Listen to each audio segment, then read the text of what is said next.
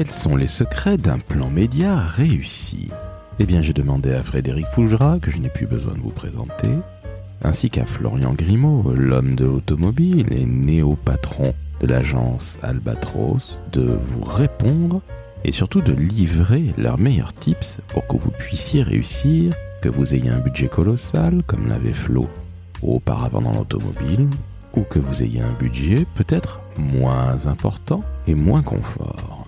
Car comprenez bien que la créativité, oh oui, je viens de lâcher le mot-clé de cet épisode, eh bien la créativité, ce n'est pas uniquement dans la conception et dans la rédaction, bref, dans la créa comme on dirait. La créativité, c'est aussi dans le plan média. Il faut savoir être malin, il faut avoir de la suite dans les idées, et je peux vous le garantir, vous aurez d'excellents résultats, même si vous n'avez pas le budget le plus colossal de la planète. Je suis Laurent François, fondateur et dirigeant de l'agence Maverick, et dans une partie de ma carrière, j'ai fait énormément d'achats médias, et je peux vous assurer que discuter avec Florian et Fred a été un véritable plaisir, d'autant plus que cette discussion, ou plutôt cet épisode, est une totale improvisation. Très très bonne écoute, en compagnie de Florian Grimaud et de Frédéric Fougera.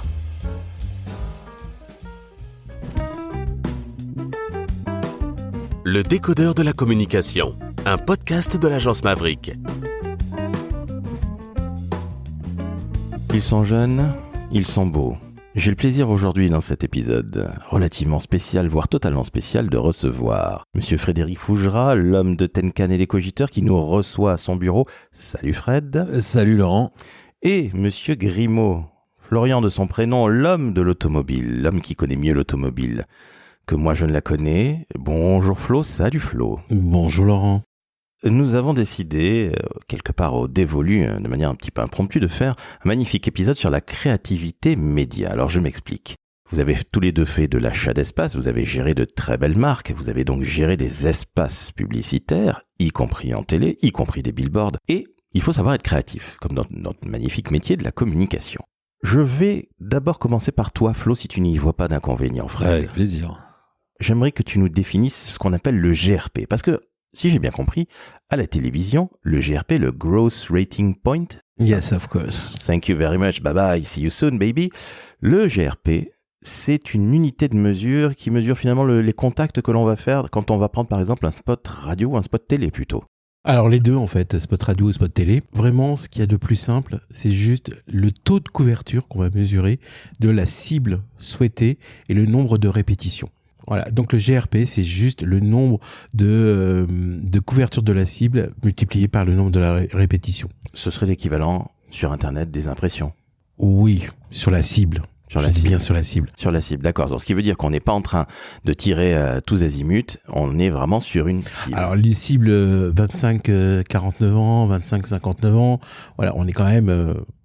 pas très très précis malgré tout. Ce n'est pas évidemment le jeune actif de 22 ans et demi ou 26 ans et demi. Voilà, non, évidemment, c'est vraiment global. Mais c'est l'unité de mesure en fait. Et après, il y a le coût GRP, c'est-à-dire le coût d'achat d'espace média que tu divises par le nombre de GRP pour pouvoir comparer évidemment les différentes émissions, les différentes chaînes, les différents espaces pour pouvoir voir celui qui est le meilleur rendement pour vous. Tu confirmes, Fred, que justement en fonction des heures, en fonction évidemment du média, mais aussi en fonction des horaires, le coût n'est pas le même quand on fait un gros achat média. Ah ben on est d'accord, mais tout le monde le comprendra facilement. Ça va coûter plus cher d'être en billboard avant le film de 20h du dimanche que d'être dans un programme de l'après-midi d'une plus petite chaîne moins regardée. Exactement. C'est assez simple à réaliser. Le billboard, qu'est-ce que c'est, Flo ? On a employé ce terme-là, mais est-ce que tu peux nous expliquer, s'il te plaît, à nos auditrices, auditeurs ? Alors, le billboard, juste schématiquement, vous prenez n'importe quelle émission ou film. À 20h30, d'ailleurs, c'est 21h10 maintenant. La série, je sais pas, HPI par exemple. Juste avant, il y a ce qu'on appelle des parrains. Et un petit message, en fait, où une marque s'associe à l'émission en disant vous êtes devant HPI avec telle marque et autres.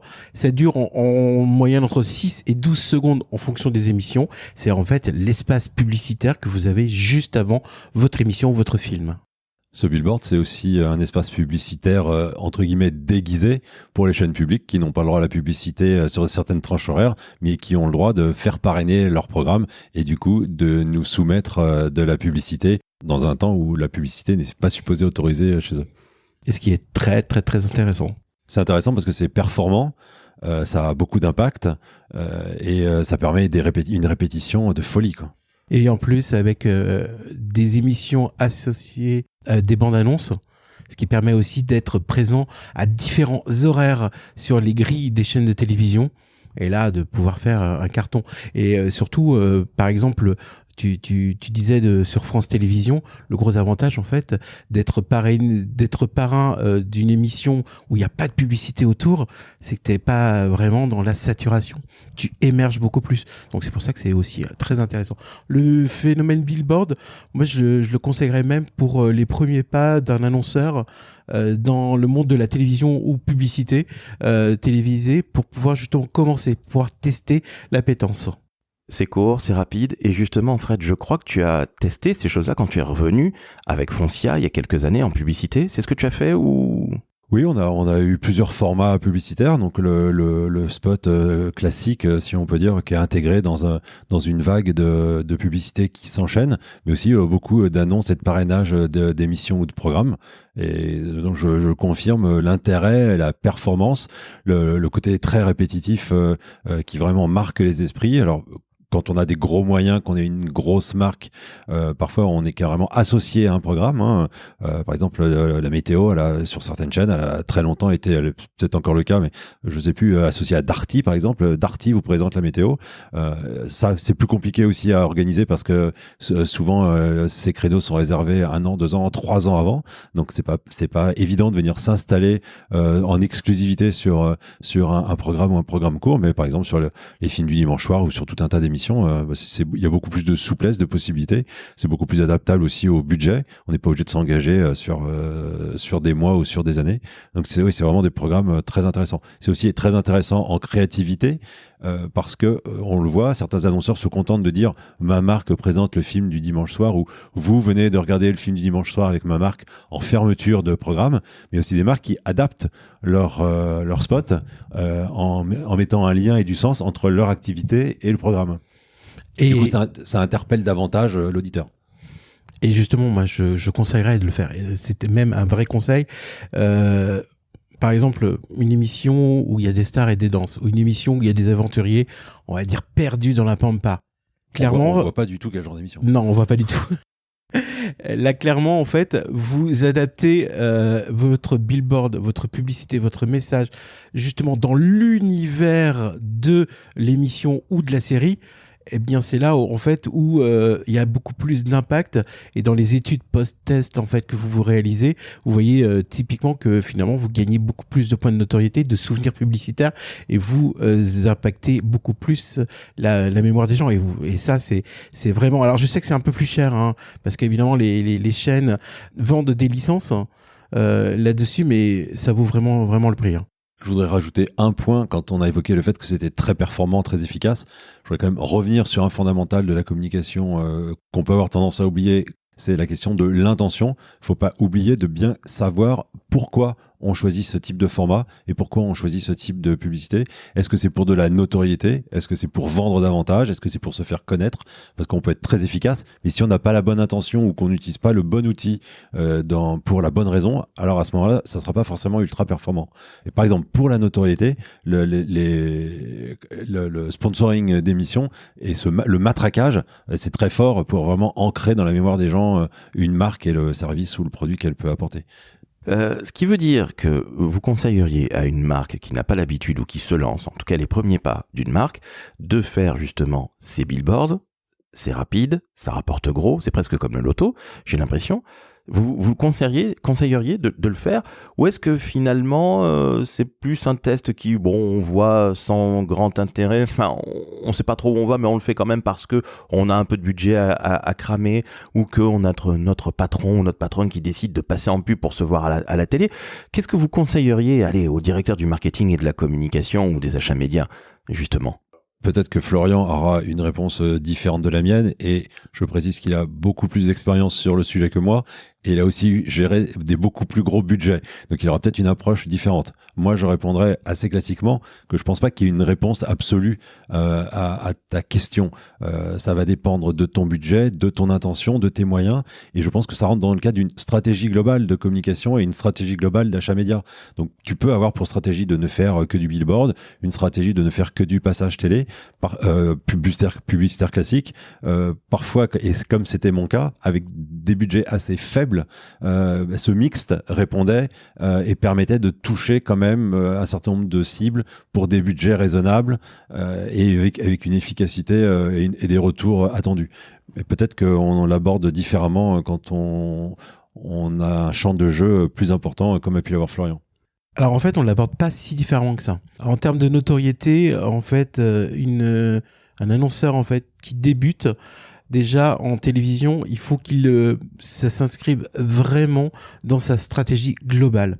Lorsqu'on est une marque et qu'on souhaite acquérir très rapidement de la notoriété c'est du matraquage, c'est de la répétition, la communication c'est de la répétition, je conseille vraiment d'aller sur ce phénomène de billboard. Mais ça ne suffit pas. Il faut avoir aussi toute une stratégie en fait descendante, une stratégie globale pour pouvoir justement faire bénéficier ce billboard sur les réseaux sociaux, de pouvoir le amplifier. Voilà, je cherchais le mot amplifier en fait tous ces termes, cet espace pour avoir de vrais résultats sur les cibles. En revanche, moi je pense, alors maintenant depuis quelque temps, il y a pas que les marques où on peut faire du billboard, on peut faire aussi du billboard sur du produit, sur une voiture, sur les sandwichs, machin, truc, et le café, Nespresso, on n'a peut-être pas le droit de citer de marque, mais je le dis. Donc on peut tout simplement identifier le produit. Donc la notoriété du produit, la notoriété en fait pour faire connaître très rapidement sur une belle audience.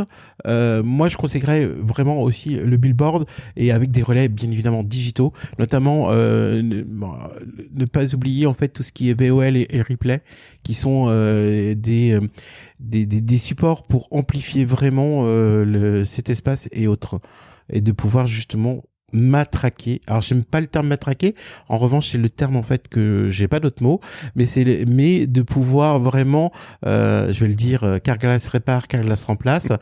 Quelque part en fait tout le monde a évidemment ça en tête, parce qu'ils ont matraqué avec des billboards, matraqué dans des publicités et autres, et on n'a pas le droit de faire de promotion en fait en billboard. Alors, c'est-à-dire, j'ai du mal à comprendre. Ah oui, une promotion, par exemple, moins 25%. Moins 25% sur ton micro, par exemple, je sais pas le droit de le faire en billboard. Bon à savoir, ça. Fred, tu confirmes tout ce que vient de dire Florian. Il faut aller vraiment, au final, beaucoup plus bas, c'est-à-dire être présent sur les réseaux sociaux, être présent aussi. Alors, tu sais, j'avais pas du tout pensé à ça, Flo, justement, ce côté aller sur le replay, si je puis dire, les chaînes en replay. Tu confirmes ça, Fred? Je confirme totalement. En fait, ça se construit et ça se pense dans une vision globale, dans une stratégie globale. C'est exactement ce qu'a dit Florian, donc je vais pas le paraphraser. Oui, on peut pas avoir juste la réflexion ou l'attention sur un point et puis ne pas l'intégrer dans une vision globale.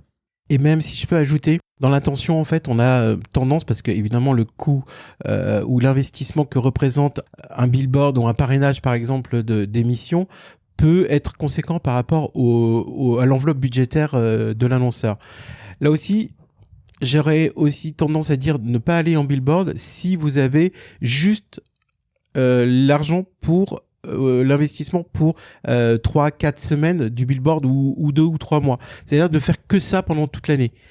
C'est-à-dire que concrètement, si vous vous dites j'ai un budget com de 100 € et je le crame uniquement en 2 mois sur un billboard et tout le reste de l'année, c'est-à-dire 10 mois où j'ai rien, c'est pas bon non plus.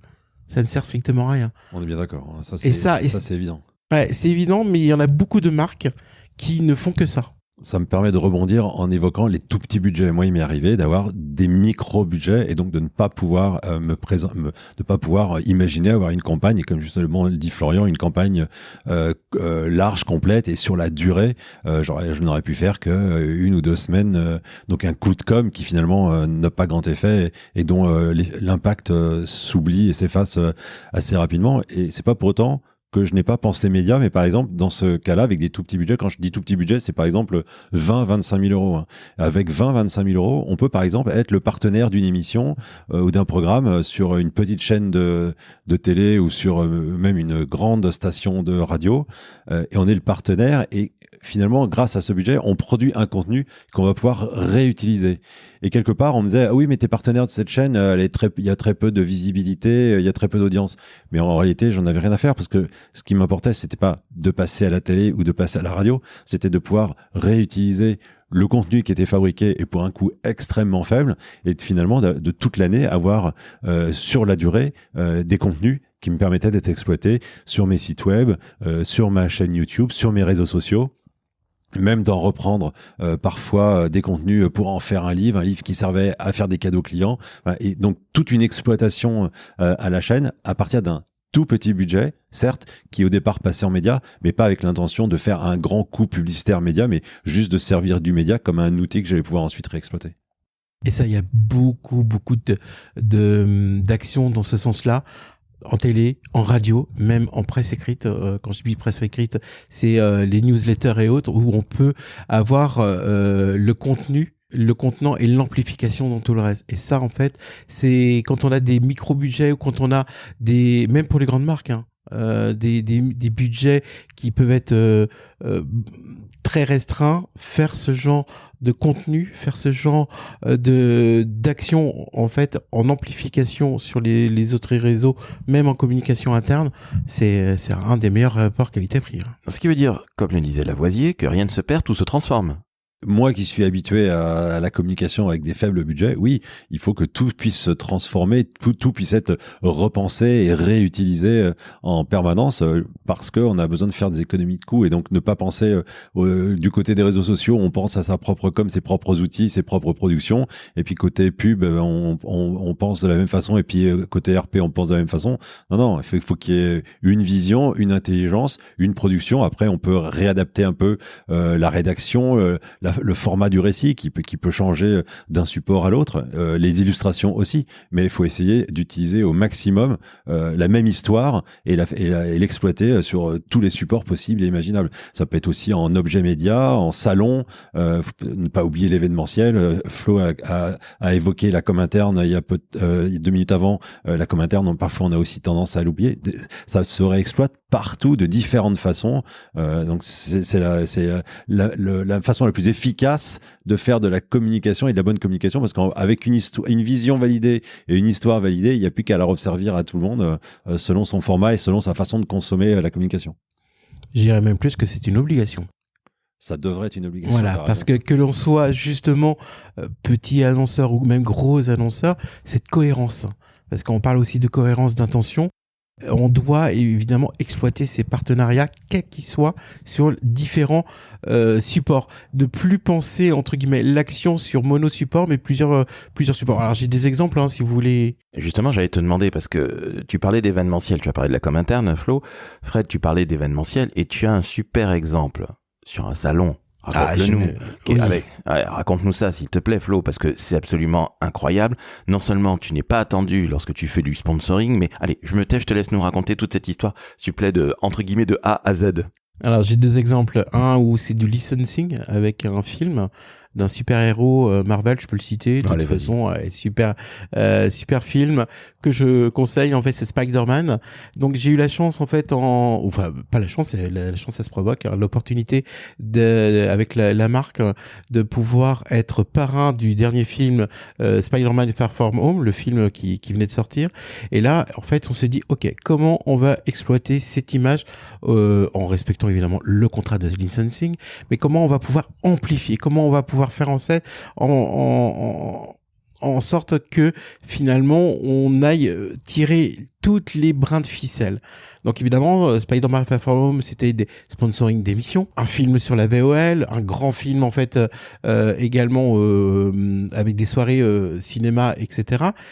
Et on a eu l'opportunité d'avoir un salon professionnel. C'est-à-dire que de ce partenariat qui était B2C, donc client consommateurs, on s'est dit aussi comment faire en sorte que l'ensemble d'un réseau de garages, l'ensemble des clients, l'ensemble en fait des personnes qui travaillent dans ce garage, on puisse en faire un vrai événement. Donc lors d'un salon professionnel, on a tout simplement mis des voitures sur le stand et avec un vrai Spider-Man, le Spider-Man officiel, qui venait évidemment faire des shows tout au long de la journée. Clairement, les allées du salon étaient bloquées. Mais vraiment bloquées parce que tout le monde voulait le voir. Même d'un film et d'un sponsoring télévision avec du billboard, on a évidemment exploité cette image tout au long du salon, mais on l'a exploité aussi durant tout l'été parce qu'on a fait de l'événementiel sur les aires d'autoroute. C'est-à-dire que lorsque vous avez un filon comme ça, exploitez à fond tout ce que vous pouvez imaginez. C'est pour ça que tout à l'heure je disais attention quand vous avez un budget uniquement et vous le cramez en 2-3 mois sur uniquement un billboard, il faut juste penser en fait à avoir une réserve pour pouvoir l'exploiter le plus longtemps possible. J'ai un autre exemple avec une émission de stars et de danse, évidemment, où là, lors du dernier salon en 2022, les danseurs même reconnus, venaient faire des shows tous les jours sur le stand. Alors, la folie, parce que des garagistes avec de la danse, ça peut paraître, entre guillemets, pas forcément l'association la plus évidente du monde, et pourtant ça attirait énormément de personnes, mais surtout des personnes qui venaient, et le côté sympathie en fait de voir des danseurs, de voir des célébrités, mais de tirer vraiment jusqu'au bout, sachant qu'on prenait évidemment des danseurs qui n'étaient pas forcément retenus dans l'émission d'avant. Bon alors j'ai un autre exemple qui est très très très différent, donc ça montre aussi la variété des possibilités sur comment on exploite ou on réexploite des contenus, comment on le fait éventuellement à coût zéro, et ça me permet aussi d'illustrer. Je dis toujours que la communication, c'est produire de l'intelligence, c'est pas fabriquer des outils. C'est pas toujours évident d'illustrer ce produire de l'intelligence. Avec cet exemple-là me permet de le faire. Je reviens sur la COP 21. Où, au moment de l'organisation de la COP 21, le gouvernement recherche qui va nourrir les chefs d'État et l'ensemble des visiteurs. Et au moment où ils se posent la question, ils ont omis une chose, c'est qu'ils vont organiser ça au centre des expositions au nord de Paris, j'ai oublié. Villepinte. Villepinte, voilà. Et il se trouve que la restauration à Villepinte est sous contrat, et elle est sous contrat avec le groupe Elior. Donc la restauration, ils n'ont pas le choix. Soit ils font avec le groupe Elior, soit ils le font différemment, mais il va falloir dédommager Elior de sa perte de chiffre d'affaires. On a affaire à des gens tout à fait... il se trouve qu'à l'époque, je suis VP-Com du groupe Elior, c'est pour ça que j'en parle. On a affaire à des gens à la fois intelligents et pragmatiques et qui nous disent donc on n'a pas le choix que de travailler avec vous, mais est-ce qu'en revanche on va pouvoir réfléchir à des menus d'abord qui correspondent à la culture de tous les visiteurs du monde que nous allons recevoir, et puis peut-être aussi réfléchir sur la provenance des produits, l'origine des produits. Donc on a fait ce travail tout à fait intéressant. Moi, j'y ai vu en tant que communicant une opportunité de me dire que du coup, on devenait de fait le restaurateur de la COP 21. Et j'ai créé le hashtag et l'appellation restaurateur officiel de la COP 21, alors que par rapport à tous les autres partenaires de la COP 21 qui avaient dû payer et débourser des sommes d'argent importantes, nous n'avions absolument rien déboursé, mais nous n'entrions pas non plus dans le protocole des partenaires et fournisseurs officiels, restaurateurs officiels, ça n'avait été envisagé par personne, et donc j'ai pu nous appeler le restaurateur officiel de la COP 21, ce qui au demeurant était vrai. Et qu'est-ce que j'ai fait pour l'utiliser, le promouvoir, au-delà de nos médias habituels et traditionnels? J'ai utilisé les serviettes en papier que nous distribuions dans le monde entier. Nous servions à l'époque 4,5 millions de repas par jour, ce qui faisait entre 4 et 6 millions de serviettes en papier distribuées dans nos restaurants, qui étaient déjà imprimées au logo de la marque. Donc il y avait, au lieu de les imprimer au logo de la marque, on les a imprimées sous l'appellation restaurateur Elior, restaurateur officiel de la COP 21. Et donc on est devenu, sans payer, un des partenaires les plus visibles dans le monde de cette COP 21 sans avoir à débourser le moindre euro par rapport à cette action. Et quand je parle d'intelligence, de produire de l'intelligence, vous avez tous les deux en début de cette année assisté à un discours d'un ancien président de la République, on n'expliquera pas le contexte, qui à un moment a expliqué, Elior, vous étiez le restaurateur officiel de la COP21 et ce discours devant l'ambassadeur qui était le secrétaire général de la COP21.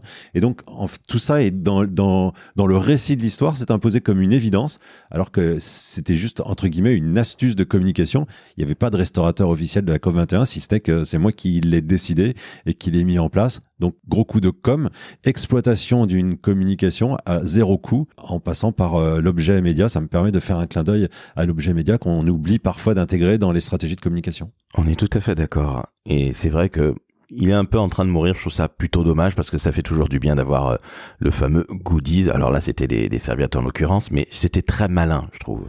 Mais non, erreur. Il n'est pas du tout en train de mourir. C'est un des supports publicitaires les plus utilisés, et les plus appréciés en France. On l'oublie parfois dans nos mémoires de communicants, mais c'est un support de communication très dynamique et je suis certain qu'on aurait intérêt à en parler, à en reparler. Fred, je reste avec toi un instant. Tu nous as raconté toujours durant ce déjeuner qu'on a fait tous les trois, il y a quelques minutes, un autre très bon coup. Alors peut-être pas aussi majestueux que ce que tu viens de nous dire vis-à-vis d'Elior et la COP21, mais tu nous disais que sur des très très grandes radios et sur une télé sur le câble, une télé internet pardon, tu avais l'opportunité d'avoir des contenus pour des tarifs extrêmement abordables, si je puis dire. Oui, je l'ai en partie évoqué tout à l'heure. On peut citer la chaîne Bismart au moment de sa création par Stéphane Soumier et Aurélie Planex à la rédaction en chef. Donc jeune, toute récente et jeune chaîne économique donc créée par des gens qui viennent de BFM Business et qui veulent créer un nouveau modèle de chaîne, qui ont besoin de partenaires, qui ont besoin de finances et qui ont aussi besoin de contenu. Et dans nos échanges, avec l'idée, la volonté de les soutenir, on propose le partenariat d'une émission, partenariat dans lequel nous aurions pu tenir une chronique, ce que nous avons fait. Et en échange de ce partenariat à relatif faible coût, parce qu'on arrive au début d'un programme, eh bien, ça nous permettait de fabriquer un contenu qui nous était autorisé de réutiliser sur les réseaux, en interne, et donc de véhiculer des messages, de promouvoir la marque, la notoriété, promouvoir notre expertise.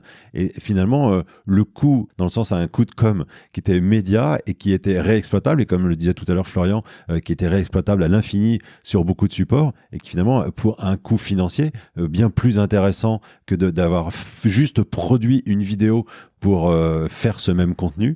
Donc voilà, c'est ce type d'opérations sont souvent très intéressantes et puis économiquement hyper intéressantes.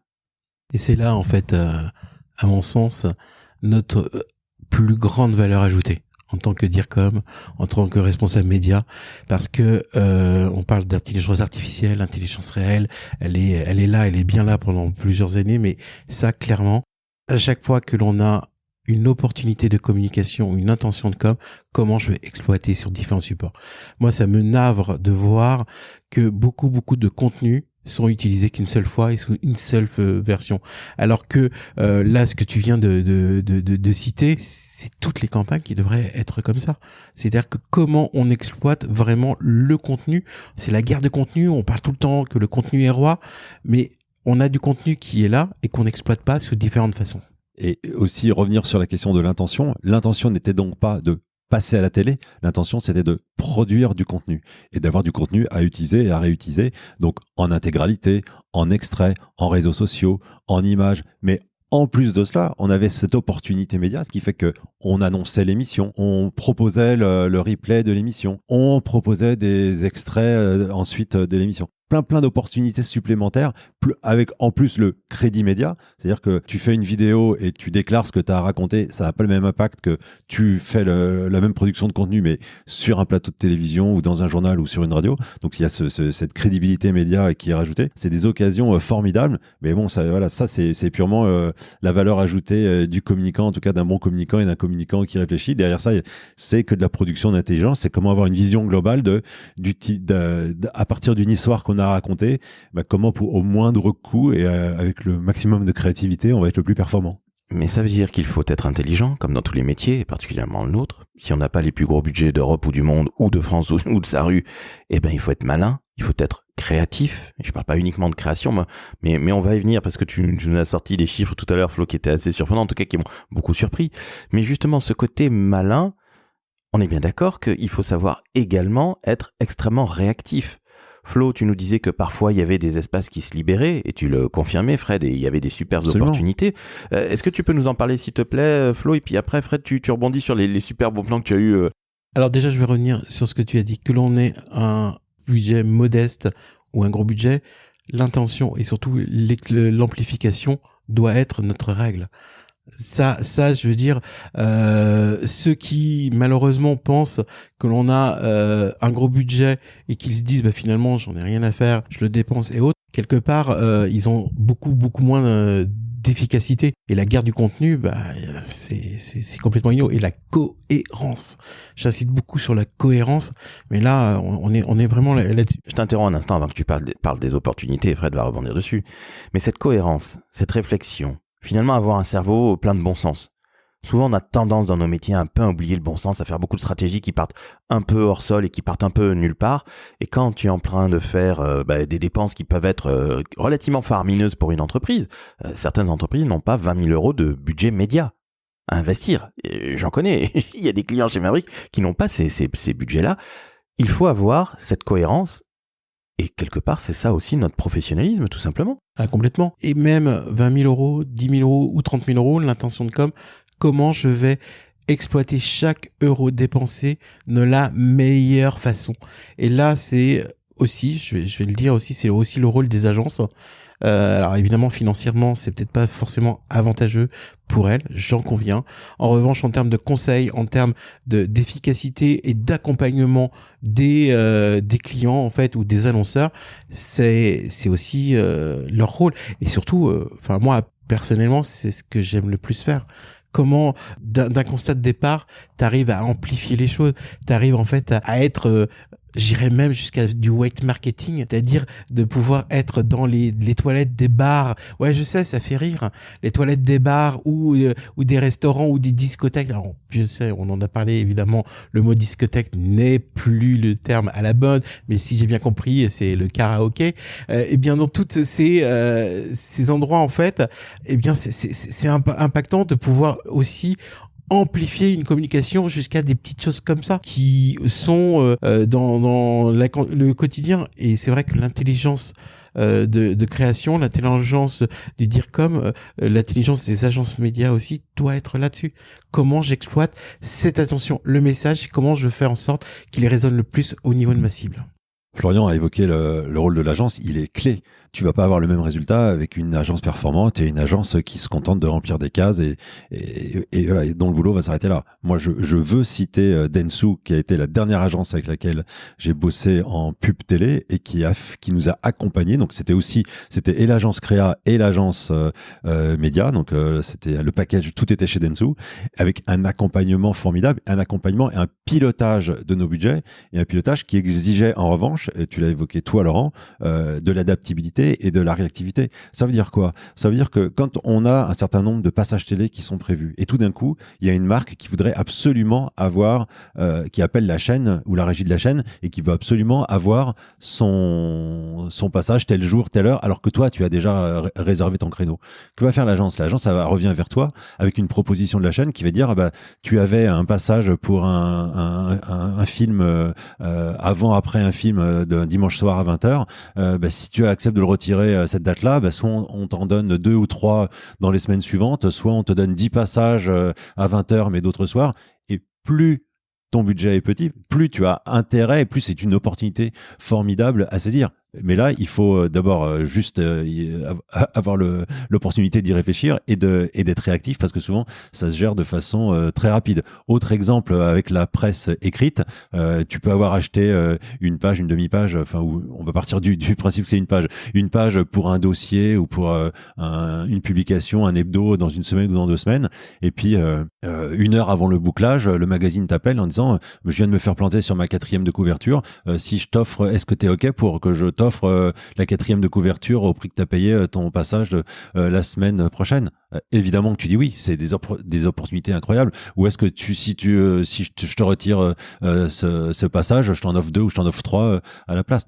Évidemment, enfin, mais ça se pilote. Et moi, c'est ce que j'ai vécu avec Dentsu, c'était tous les jours qu'il fallait réadapter notre plan média, mais c'était toujours le réadapter à notre avantage. Mais il faut être compétent, il faut être disponible, il faut avoir les personnes capables de faire ce pilotage dans tes équipes ou le faire toi-même en fonction de la dimension de ton équipe. Mais c'est du travail, c'est de la réflexion et c'est de la disponibilité. Il faut être sur le qui-vive quelque part. Et Flo, dans ton grand groupe automobile qu'on ne va pas citer, justement, est-ce qu'il y a cette disponibilité dont Fred parlait? Et juste avant de laisser répondre Flo, il y a des jours, j'avais l'impression d'être dans une salle de marché. Il fallait il fallait acheter, vendre. J'avais ce sentiment. Alors qu'on était sur un groupe d'une taille moyenne et avec des petits budgets. Mais il y avait un tel besoin de décision et de réactivité immédiate que j'avais l'impression d'être dans une salle de marché. J'exagère peut-être un peu, mais c'était mon sentiment, là. Alors moi je partage, et je partage aussi un point juste avant de répondre à ta question, le point de la compétence de l'annonceur, la compétence de l'agence, la compétence aussi dans ses équipes ou notre compétence. C'est-à-dire qu'il y a un moment donné, pour pouvoir avoir cette flexibilité, pour pouvoir dire ça j'y vais, go, parce que je vois l'opportunité, et bien ça en fait ça veut dire aussi que dans les grands groupes, chez les annonceurs, on doit aussi avoir des personnes qui sont compétentes et qui savent décider et voir plus loin que le simple fait de dire finalement je vais avoir une page en plus ou autre. C'est comment je vais pouvoir exploiter et de saisir les opportunités. Et ça, cette session d'opportunités est importante. Ouais, plus loin que juste j'ai réparti mes crédits, donc le boulot est fait, quoi. J'osais pas le dire, mais effectivement, c'est ce genre de choses. Et ça, cette flexibilité, c'est de sentir les coups, l'intuition. Et ça, c'est la vraie valeur ajoutée de l'agence, mais c'est la vraie valeur ajoutée de celui qui dit go, on y va, à savoir le DIRCOM, le responsable média, en disant pour ma marque, ça, c'est un passage, ça, c'est quelque chose qui est important. Mais ça encore, j'en reviens à cette fameuse intelligence. Je vais vous dire sincèrement, le fameux bon sens, soi-disant près de chez nous, il est pas si développé que ça. Et puis en plus, un truc qui est vraiment tout bête. Mais dans un grand groupe où tout le monde est tout le temps en réunion, il y a une opportunité qui tombe. 17h30, Fred, tu me dis tiens, il y a une 4e de couve au prix que de la 2e ou une page intérieure classique. Il faut que monsieur ou madame la DIRCOM soit disponible si il ou elle n'est pas en réunion depuis 9h du mat. Comment t'as géré ça, toi Flo, et après je te passe la main, Fred? Moi, j'ai la chance d'avoir 3 mains. Ma main droite, ma main gauche et mon smartphone. Et clairement, en fait, l'agence média, les régies publicitaires, les régies autres ont mes coordonnées. Et c'est-à-dire qu'en un SMS, bien évidemment en respectant toutes les process et autres, en un SMS, en fait, on dit OK, go, on y va. C'est juste, on a toutes les autorisations pour pouvoir justement investir en communication. Là, il y a un coût. Ce coût-là, en fait, il est pour moi, il sera pas pour les autres. Donc la réactivité. La réactivité aussi, c'est quand il y a un journaliste, tu parlais également de la presse ou autre, quand il y a un journaliste, tu parlais de bouclage, un journaliste qui dit voilà, je me suis fait planter par quelqu'un, par un de tes confrères, et justement j'ai le bouclage ce soir, j'ai besoin de toi pour pouvoir une interview. La seule chose que tu as à répondre, alors tu as 2 possibilités, c'est répondre oui ou de répondre oui. C'est les seules choses en fait que tu dois répondre, parce que finalement c'est une opportunité de pouvoir communiquer et d'avoir une intention. On a en tant que DIRCOM toujours quelque chose à dire, et même si le journaliste fait appel à vous, c'est qu'il sait que vous avez la réponse et vous avez l'opportunité de le faire. Eh bien, ça aussi, c'est de la réactivité, et on y va, et go. Et ça, c'est bizarre, mais si je dis excusez-moi, je te rappelle, ou je demande l'autorisation, ou je te rappelle demain, ou je te rappelle dans 1 heure, c'est bête, mais le journaliste, il a trouvé quelqu'un d'autre. Complètement d'accord avec Florian. Et pour revenir à ta question initiale sur l'efficacité et comment on fait pour être performant et rapide, moi j'ai deux visions complémentaires, en fait, différentes mais pas opposées, mais complémentaires. C'est que depuis très très longtemps, j'ai décidé de travailler en open space, de mettre mes équipes en open space et de travailler en open space au cœur de mes équipes, ce qui m'a toujours permis finalement d'avoir une information très fluide et qui circule très facilement. Donc il n'y a pas un mur ou une vitre qui fait qu'il se passe quelque chose d'un côté et de l'autre côté on n'est pas au courant. Donc tout de suite, Ça permet de réagir et peut-être de compléter une information ou d'apprendre quelque chose à quelqu'un qui est un interlocuteur concerné dans la conversation. Et puis aussi de donner des responsabilités très claires à mes collaborateurs, donc de déléguer. On parle de publicité et d'achat publicitaire. J'ai été accompagné dans ce domaine par Agathe Veil, dont il t'arrive de parler, qui pilotait l'ensemble de ces questions et qui avait à ses côtés Alexia Mateta, une collaboratrice qui pilotait la pub et l'achat publicitaire. Elles avaient aussi leurs responsabilités et leur liberté et autorité pour agir. Et donc, si une information devait me remonter, mais elles avaient aussi toute l'attitude pour diriger et décider, ce qui permettait de prendre des décisions extrêmement rapides quand il fallait, notamment dans une journée, décider 10 fois, 20 fois de retirer ou de rajouter une pub à un endroit ou à un autre. Le bon sens, la flexibilité. Mais le professionnalisme. C'est ce que j'allais dire. Bah, tout simplement. On est d'accord, messieurs, mais vous êtes bien d'accord, malheureusement, qu'il y a aussi plein de gens dans nos métiers de la communication. Je ne citerai évidemment personne et ne tirerai absolument pas à boulet rouge sur notre métier qui est le plus beau du monde. Mais on a quand même de sacrés incompétents par moment, qui se cachent derrière leur petit doigt ou je sais pas, ou j'ai pas le temps, ou je suis allé faire pipi. C'est un peu pénible. Il y a des gens qui n'ont pas la compétence, il y a des gens qui n'ont pas l'expérience, il y a des gens qui sont feignants, paresseux. Il y a malheureusement dans nos métiers beaucoup de gens qui n'ont pas d'idées. Avoir des idées, c'est quand même une des premières compétences quelque part qu'on devrait avoir en communication. C'est pas forcément ce qu'on rencontre le plus, ce que l'on croise le plus au quotidien. C'est dommage, mais voilà, c'est ce professionnalisme complet dont on a besoin. À nous aussi de savoir nous entourer des bonnes équipes. Alors parfois on récupère des équipes qui sont pas merveilleuses. Il faut savoir, c'est pas toujours très simple. Gérer, faire avec, mais on est aussi responsable de la constitution de nos équipes et à nous de savoir recruter, ce qui est un exercice très compliqué, mais c'est aussi un exercice passionnant quand on est un patron dans la com. Et je vais compléter ce que dit Fred, il faut aussi savoir oser. Il faut savoir avoir le courage de dire je prends cette décision, je l'assume, et vous allez voir que la plupart du temps, prendre la décision et l'assumer, c'est juste assumer un succès. Pour moi, communiquer, c'est aussi savoir décider, c'est savoir s'engager. Donc décider, c'est un boulot de manager. Si on n'est pas capable de décider, on est inapte au management. Et communiquer, un DIRCOM, en fait, ça prend 50, 80 décisions dans la journée. Et si ça les prend pas, c'est du travail qui ne se fait pas, c'est de l'efficacité qui n'existe pas, c'est de la perte de temps, c'est que du négatif. Excusez-moi, vous êtes en train de me dire que la communication est un vrai métier, avec un DIRCOM est un vrai décideur? Il y a une chose qu'on a oublié de dire depuis le début de cet échange, c'est la com est un métier. C'est superbe. C'est beau, Flo. On l'a face à nous, tu sais, je crois que je vais pleurer. Alors moi, en fait, j'ai souligné #la com est un métier. Ah oui. Oh, c'est superbe, mon Dieu. Non mais, merci, messieurs, de rappeler peut-être ces évidences. Hein. Nous sommes aujourd'hui 3 entrepreneurs. Je crois qu'il y a un moment où on le voit, et je pense que vous le voyez tous les deux, vous qui venez du monde de l'annonceur. Moi, j'ai toujours été du côté agence.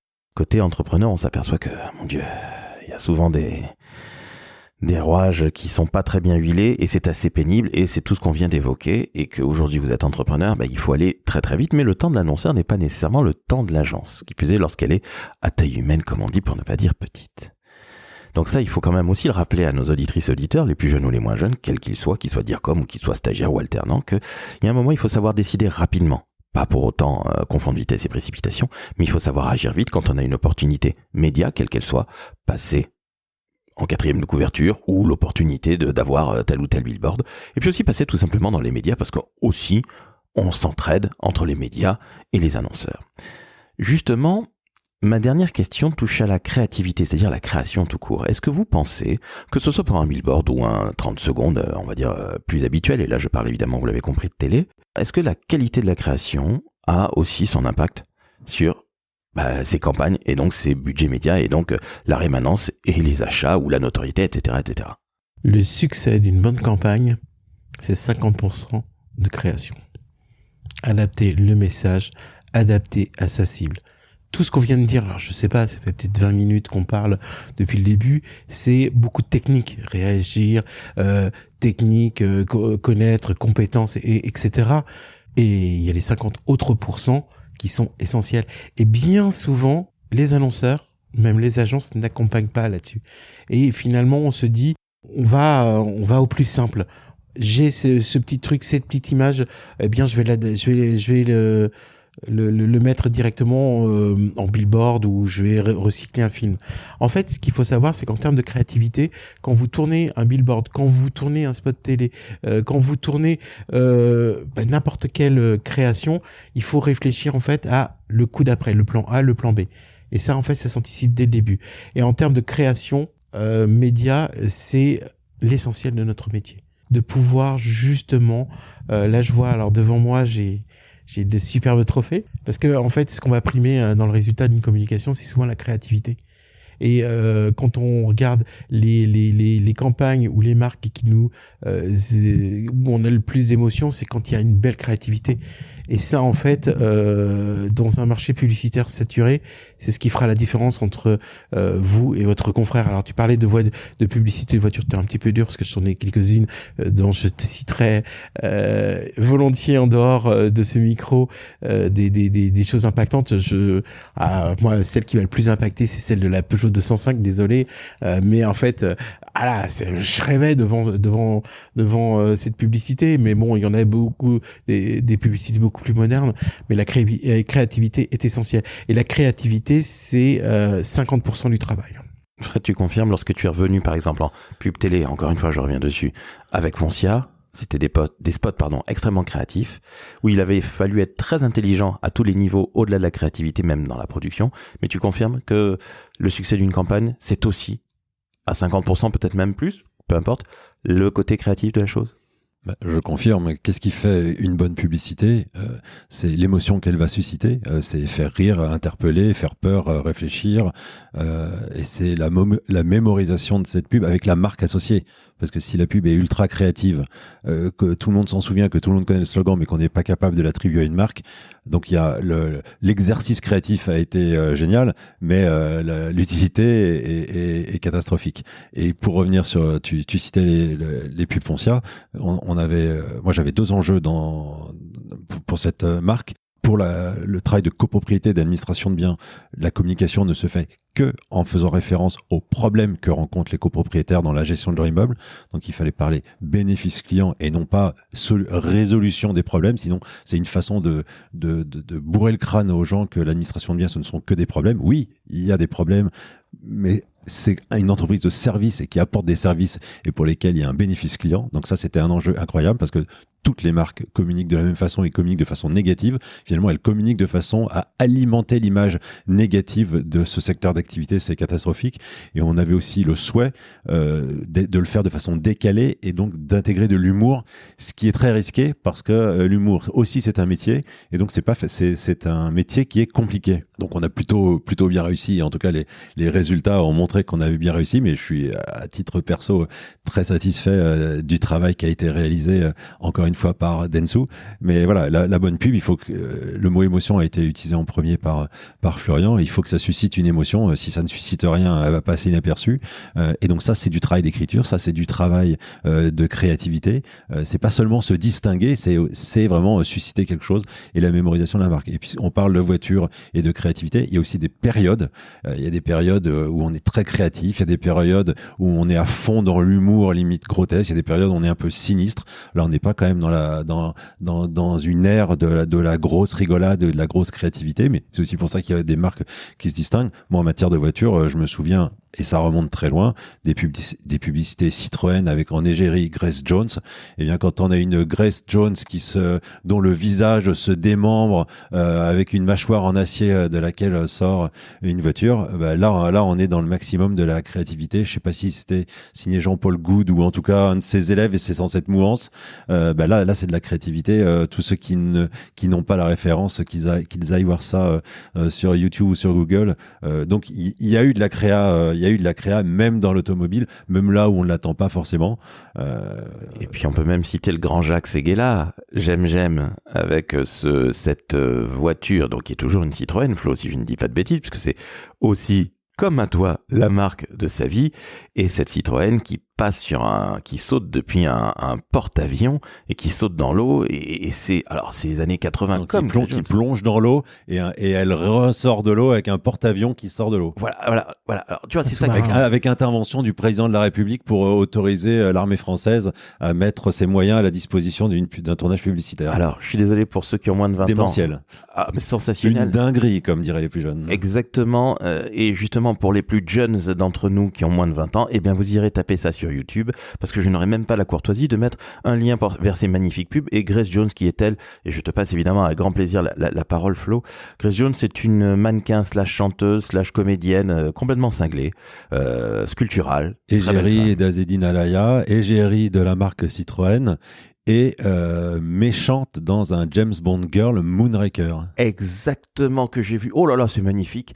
Et son mari, Jean-Paul Gaultier, qui est Je me trompe, ça doit pas être Moonraker, mais c'est une James Bond Girl. Voilà, la Bad Girl. Et sachez qu'elle a été mariée avec un homme qui s'appelle Jean-Paul Goud, qui est français. Grace Jones est jamaïcaine. Et Jean-Paul Goud est un créateur, un type absolument incroyable. J'espère qu'il est toujours vivant, ce bon Jean-Paul. Et c'est un Français, Cocorico. Et cette pub dont tu parlais est absolument incroyable. Tu vois, j'en ai des frissons. Et c'est vrai que cette créativité, on s'en souvient 40 ans après. Enfin, j'étais pas né il y a 10 ans. Flo, tu allais dire quelque chose, Flo. Oui, alors la publicité sur le sous-marin, en fait, c'est la Citroën Visa. Et je vais faire un petit peu de Cocorico, ne serait-ce que pour moi. C'est pas un hasard si j'ai débuté ma carrière chez Citroën.